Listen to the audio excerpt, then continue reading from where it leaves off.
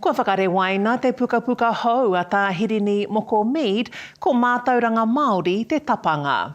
Koni atu i te kotahi rau ngā tāngata i whakatō pū atu ki te marae o te Mānuka tūtahi i whakatāne i runga i te reo karanga o te whare wānanga o Awanuiarangi me te tupua e tuhi puka tonu nei i tōna tau 98.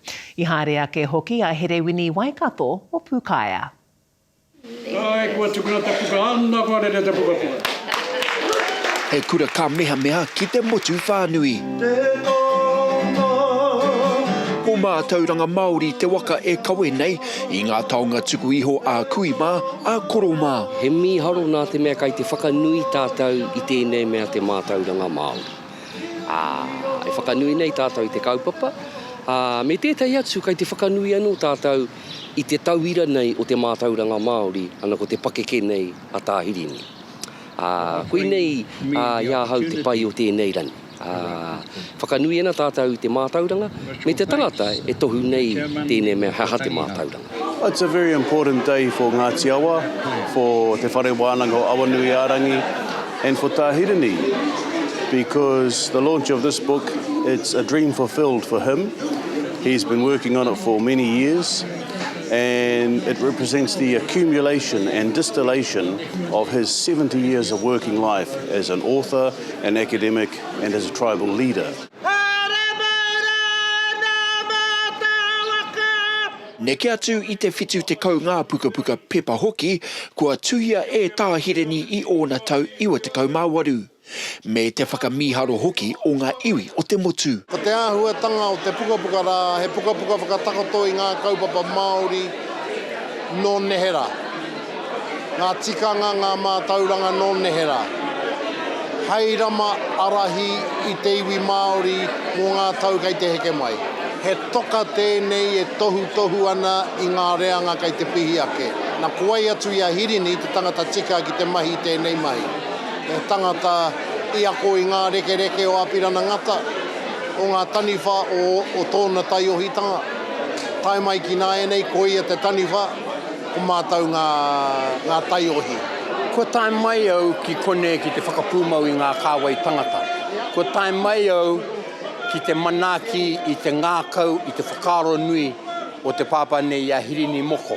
Mo tōna pakari te whakatakoto i ona whakaro e pāna ki te mātauranga Māori, hei taonga, hei takapau mo te reanga o naene haere ake nei. Atu i tērā, te whakapūmau i ngā kāwai tangata. This whole enterprise was wawata, a moia. I tīmata ngā tuhinga e toru tau ki muri, i runga i te hia o Kuroua, kia whakaemihia ngā mātauranga katoa ki te wāhi kotahi. Mātauranga Māori is a legacy handed down to us by our tipuna. Along the way, it was badly damaged by colonizers from Britain. Now, we are re-engaging with our knowledge system. We are doing parts of it, and we are enjoying it and being empowered by it. We know where we stand in this country, and I know who I am.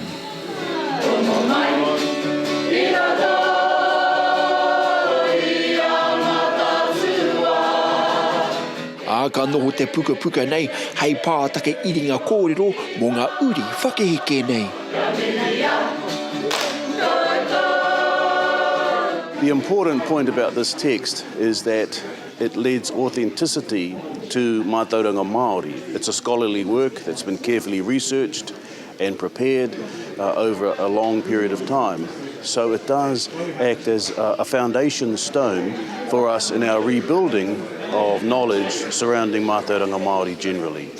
Oi no e hoki mai nei ki Awanuiarangi. Wapu i nei tonu nā pūtaki. I whakatipuhia ake nei te wānanga te koroua nei i runa i te manako, me te mōhio o te Mātauranga Māori. Ko te hunga pēnei i Āpirana ngata mā, he ingoa noho nei ki te hunga pēnei i a tāua. Engari ki aia, inoho ia i te taha. I rono ia nā o hāki o tērā huna. Ana kuia e tāwhai nei tērā ao ki tēnei ao mo te au a pōpō e heke mai. Ina e nei ka huri te aro o te sipuna nei ki te pukapuka tuatahi mō te hitori o ngā tiawa. Ka puta hei te paunga o tēnei tau. He roni Waikato, puka aia.